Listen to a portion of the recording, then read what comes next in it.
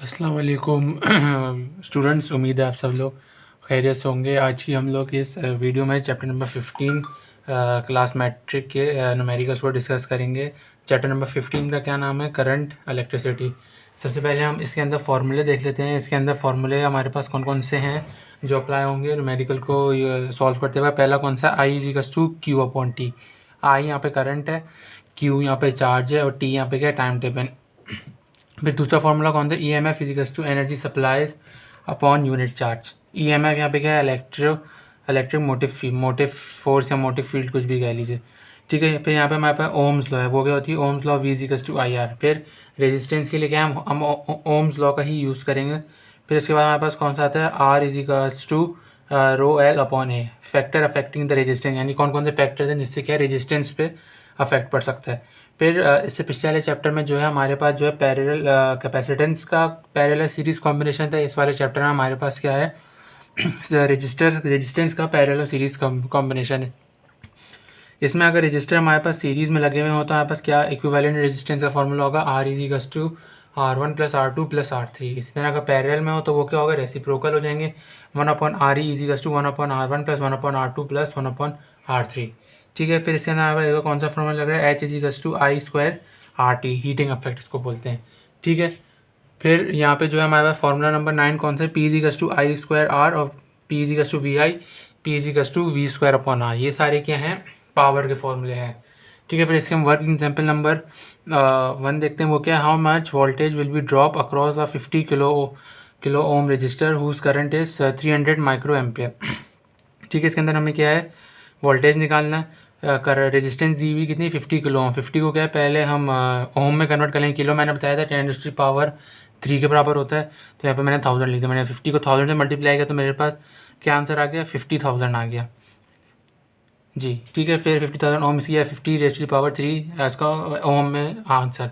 फिर करंट मेरे पास कितने दिया हुआ? 300 माइक्रो एम्पेयर। ठीक है। तो मैं इसको भी माइक्रो किसके बराबर होता है? 10⁻⁻�6। तो 300⁻�6 एम्पेयर मेरे पास इसका करंट आ गया। फॉर्मूले में वैल्यू सब्सटीट्यूट की, मेरे पास वोल्टेज की वैल्यू कितनी आ गई? 15 वोल्ट आ गई। ठीक है। ओम्स लॉ के फॉर्मूले में। वर्क एग्जाम्पल नंबर 2 देखते हैं। Find the current I passing through the circuit and the voltage across each resistor in the circuit below register in series. यानी इसके अंदर क्या है? रजिस्टर क्या है? हमारे पास सीरीज़ में लगे हैं। तो सीरीज़ की निशानी क्या होती है? रजिस्टर क्या है? बराबर बराबर होते हैं। पैरेलल में क्या होता है? ऊपर नीचे होते हैं। ठीक है। यहाँ पे R1 कितनी है? 100 ओम्स है। R2 कितनी है? 400 ओम्स है। R3 यहाँ पे मेरे पास क्या है? 200 ओम्स है। यहाँ पे हमारे पास क्या है? करंट निकालना है। सबसे पहले क्या है? इसके अंदर हम अपना R इक्विवेलेंट निकाल लेंगे, क्योंकि हमारे पास क्या है? यहाँ पे 3 रजिस्टर सीरीज़ में दिए हुए हैं। ठीक है। तो जो है सबसे पहले हम जो यहाँ पे R इक्विवेलेंट निकाल लेंगे सीरीज़ में। तो क्या फॉर्मूला लगेगा सीरीज़ के लिए? R E equals to R1 plus R2 plus R3। और करंट निकालना है तो V equals to I R के फॉर्मूले से हमारे पास क्या करंट निकल आएगा। ठीक है। फिर सबसे पहले हम इसके अंदर रेजिस्टेंस निकाल लेंगे इक्विवेलेंट। तो वो कैसे निकलेगा? R1 plus R2 plus R3 फॉर्मूले में वैल्यूज डालेंगे, सब्सटीट्यूट करेंगे तो फिर हमारे पास रेजिस्टेंस इक्विवेलेंट कितनी आ गई? 700 ओम आ गई। फिर इसमें हमें क्या है? करंट निकालना है। करंट निकालने के लिए क्या फॉर्मूला? ओम्स लॉ का लगाएंगे, V equals to I R. I के लिए अरेंज करेंगे, V अपॉन R हो जाएगा। फॉर्मूले में वैल्यू सब्स्टिट्यूट करेंगे, करंट की वैल्यू क्या आ जाएगी हमारे पास? 0.01 एम्पियर। ठीक है। फिर वोल्टेज अक्रॉस ईच रेजिस्टेंस, यानी इन्होंने कहा हर रेजिस्टेंस के लिए निकालना है, यानी R1 के लिए अलग, R2 के लिए अलग, R3 के लिए अलग। लेकिन इन तीनों रेजिस्टेंस पे क्या है? हमारे पास करंट सेम जा रहा है। हमेशा याद रखिएगा, अगर जो है रजिस्टर हमारे पास सीरीज़ में लगे हों तो उसमें क्या है? करंट सेम रहता है। अगर पैरेलल में हो तो हमारे पास क्या है? करंट चेंज होता है, यानी करंट क्या है? हर रेजिस्टेंस में अलग अलग जाएगा अगर वो पैरेलल में लगे हुए हों। ठीक है। तो यहाँ पे हमारे पास R1 के अक्रॉस में निकालूंगा तो V equals to I R1 resistance voltage कितना आ जाएगा? 1 वोल्ट। R2 के अक्रॉस निकालूंगा तो V equals to I R2 और वोल्टेज मेरे पास कितना आ जाएगा? 4 वोल्ट आ जाएगा। इसी तरह सिमिलरली मैं जो है अगर R3 के अक्रॉस निकालूंगा वोल्टेज तो वो कितना आ जाएगा? V equals to 2 volt. ठीक है। फिर इसकी वर्क एग्जाम्पल नंबर 3 देखते हैं क्या है? Find the current I in the circuit below and the circuit passing through each resistor in the circuit resistors are in parallel। और रजिस्टर इसमें क्या है? पैरेलल है। और इसकी वैल्यूज़ क्या है जो पिछली एग्जांपल में थी, ये वाली वैल्यूज़ को लेकर हमने सॉल्व करना है। R1 यहाँ पे 100 है, R2 400 है, R3 यहाँ पे 200 है। वोल्टेज यहाँ पे 7 वोल्ट है और आई निकालना है। सबसे पहले फिर हम वही फॉर्मूला इसको निकाल लेंगे, V equals to I R, I equals to V upon. अच्छा, अब यहाँ पे क्या है? हमारे पास क्या है? रजिस्टर क्या है पैरेलल में लगेगा, तो हमारे पास क्या है पैरेलल वाला फॉर्मूला लगेगा। क्या होता है 1/r is equal to 1/r1 plus 1/r2 plus 1/r3।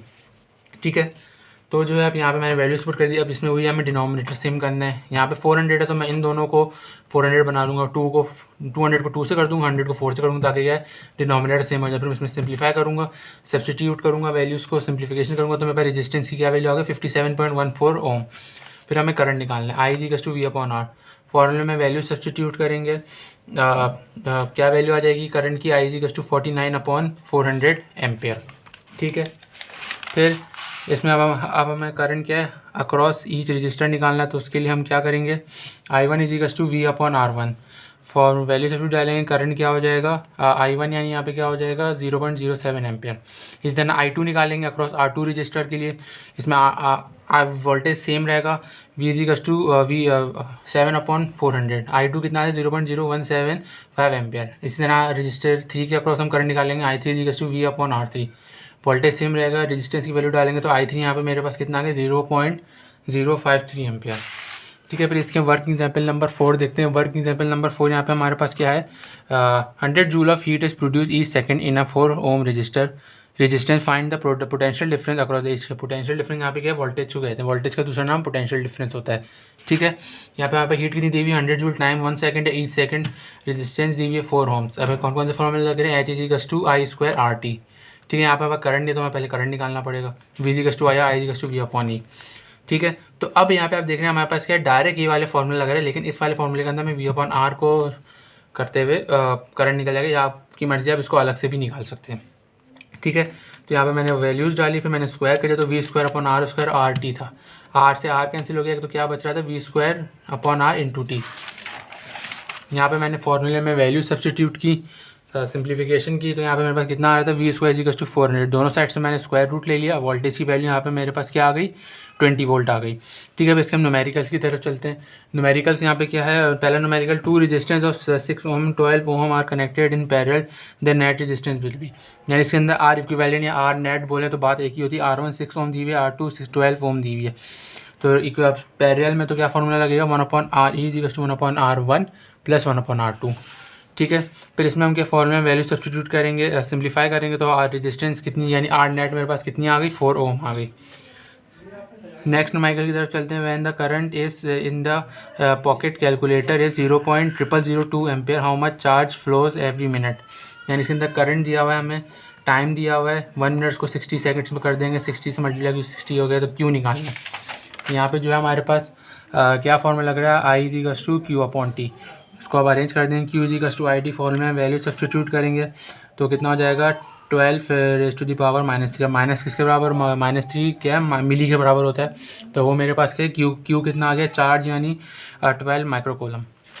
ठीक है, फिर इसकी न्यूमेरिकल नंबर 2 को देखते हैं क्या है। Calculate the amount of current that an electric heater uses to heat a room in 5 minute if the charge is 2100 coulomb. यानी इसके अंदर हमें क्या निकालना है करंट निकालना है। क्यू कितना दिया हुआ है चार्ज 2100 कूलम, टाइम कितना दिया है 5 मिनट, इसको सेकंड्स में कन्वर्ट करेंगे 60 से मल्टीप्लाई करेंगे, तो यहाँ पे टाइम मेरे पास कितना आ गया 300 सेकंड्स। करंट निकालना है, क्या फॉर्मूला लगेगा I इज टू Q/T।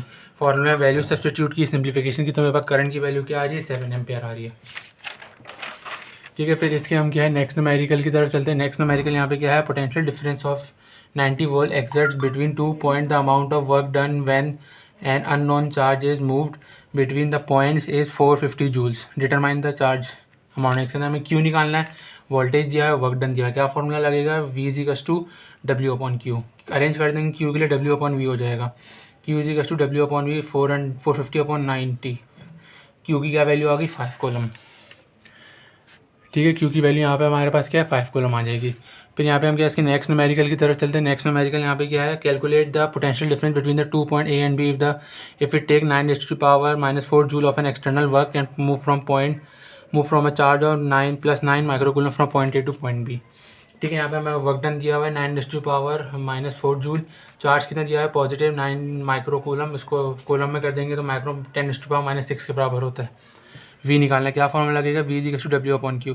फॉर्मूले में वैल्यू सब्सटीट्यूट करेंगे, यहाँ पे मेरे पास वोल्टेज की क्या वैल्यू आ गई 100 वोल्ट आ गई। ठीक है, फिर हम नेक्स्ट न्यूमेरिकल की तरफ देखते हैं। Potential difference apply to a portable radio terminal is 6 volt.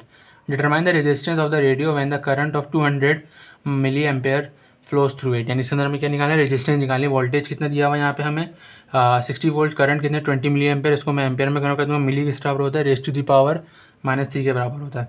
अब फॉर्मूला कौन सा लग रहा है, ओम्स लग रहा है, V=IR। फिर इस फॉर्मूले को रेजिस्टेंस के लिए हम चेंज कर शिफ्ट यानी वो शफल कर देंगे, R=V/I। फॉर्मूले में वैल्यू सब्स्टिट्यूट करेंगे। रेजिस्टेंस यहाँ पे मेरे पास कितनी आ रही है, 300 ओम आ रही है। ठीक है, फिर इसके हम नेक्स्ट न्यूमेरिकल को देखते हैं। यहाँ पे हमारे पास इसका नेक्स्ट न्यूमेरिकल क्या है, resistance of 4 ohm, 6 ohm, 12 ohm are connected in parallel and they are connected to a 6-fold EMF source. Determine the value of the current equivalent resistance, the total current flowing through the circuit, the current that flows through each resistor. यहाँ पे आप देखें हमारे पास क्या है, resistance क्या है, पैरेलल में लगी, तो जाहिर सी बात है इनका करंट भी सेम नहीं होगा। करंट कब सेम होता है, जब सीरीज़ में हो, जब हमारे पास करंट, जब वोल्टेज या रेजिस्टेंस हमारे पास क्या है, सीरीज़ में होती हैं।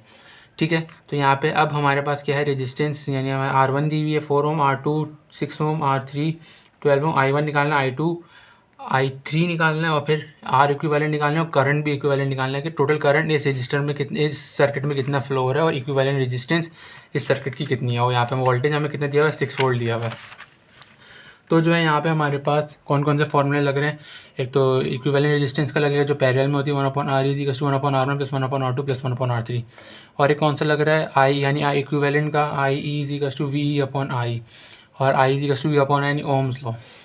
पहले हम क्या है, पैरेलल यानी हम इसके इक्विवेलेंट रेजिस्टेंस निकाल लेंगे फॉर RE कितनी होती है यहाँ पे 1/RE=1/R1 + 1/R2 + 1/R। 3 रजिस्टर्स थे तो मैंने क्या 3 तक इसको ओपन किया। फिर यहाँ पे मैंने वैल्यूज़ डाली, सिंप्लीफिकेशन की, यहाँ पे मैंने एलसीएम सेम किया। तो यहाँ पे मेरे पास क्या है, क्या वैल्यू आ रही थी 144/288 1/2। तो मैंने इसको रेसिप्रोकल कर दिया तो R इक्विवेलेंट यहाँ पे मेरे पास कितना आ गया, 2 ओम आ गया। फिर हमें I इक्विवेलेंट निकालना, I इक्विवेलेंट कैसे निकलेगा, V=R इक्विवेलेंट 6/2। तो I इक्विवेलेंट मेरे पास कितना आ गया, 3 एम्पेयर आ गया। फिर हमें क्या करंट अक्रॉस ईच रजिस्टर निकालना है। ठीक है, तो यहाँ पे क्या वोल्टेज सेम रहेगा, तो I1=V/R1 6/4, I1 कितना आ गया 1.5 एम्पेयर। इस तरह हमें वोल्टेज करंट अक्रॉस R2 निकालना है, तो I2=V/R2। ठीक है, वैल्यू डाली, I2 मेरे पास कितना आ गया यहाँ पे 1 एम्पेयर। I3 निकालना है करंट वोल्ट रजिस्टर 3 के अक्रॉस, तो V/R3 6/12। तो यहाँ पे I3 मेरे पास कितना आ गया 0.5 ampere.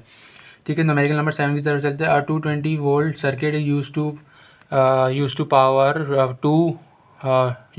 120 watts and 80 watts 2 bulbs, light bulbs, which bulb has greater resistance, which bulb has the higher current। इसके अंदर हमें क्या है, हायर करंट और रेजिस्टेंस किस बल्ब की ज़्यादा है वो निकालना है। ठीक है, तो यहाँ पे वोल्टेज दिया हुआ है 220 वोल्ट, P1 पावर 1 दी हुई है 80 वाट, पावर 2 दी हुई है 120 वाट। तो इसमें हमारे पास कौन सा फॉर्मूला लग रहा है, P=V²/R। यानी अब यहाँ पे हमारे पास क्या वोल्टेज नहीं है, तो अब हम यहाँ पे क्या है, सॉरी यहाँ पे हमारे पास वोल्टेज है। ठीक है, तो एक और हमारे पास कौन सा फॉर्मूला आ गया, V=I2R। यानी इसके अंदर हमें रेजिस्टेंस भी करंट भी निकालनी है और पावर भी निकालनी है। तो जो है यहाँ पे हमारे पास सबसे पहले हम R1 के लिए कर लेंगे। क्या फॉर्मूला गया, P1=V²/R1। यानी रेजिस्टेंस हम निकालनी है R1 के अक्रॉस, पावर दी हुई है, तो क्या फॉर्मूला होगा, R1=V²/P1। तो यहाँ पे 220 का स्क्वायर अपॉन 120, तो R1 कितनी आ जाएगी 403.33 ओम। इस तरह हम R2 निकाल लेंगे पावर 2 के रिस्पेक्ट से। क्या फॉर्मूला हो जाएगा, P2=V²/R2। फॉर्मूले को अरेंज कर देंगे R2 के लिए, तो V²/P2। वैल्यू सब्स्टिट्यूट करेंगे, R2 कितना आ जाएगा 60 ओम आ जाएगा। तो इसमें आप देख रहे हैं कौन सी रेजिस्टेंस ज़्यादा आ रही है, R1 की ज़्यादा आ रही है। तो ऐसी बात है P1 की क्या है, रेजिस्टेंस ज़्यादा होगी। बल्ब हैज़ ग्रेटर, अब हम देख लेते हैं रेजिस्टेंस किसकी ज़्यादा, V=I2R2। ठीक है, तो यहाँ पे आप I2 निकाल लेते हैं, कितना आ रहा है 0.364 एम्पियर। अगर हम I1 निकालना चाह रहे हैं तो उसके लिए क्या है, V/R1।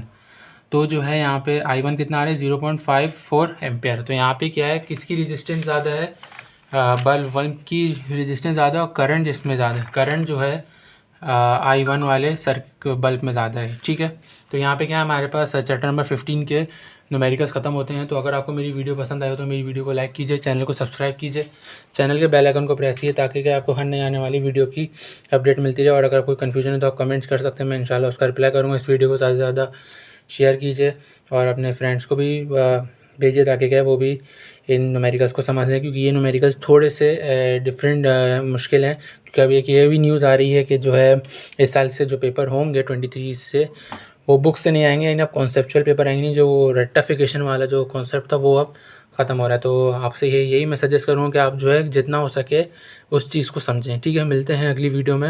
अपना बहुत बहुत ख्याल रखिएगा।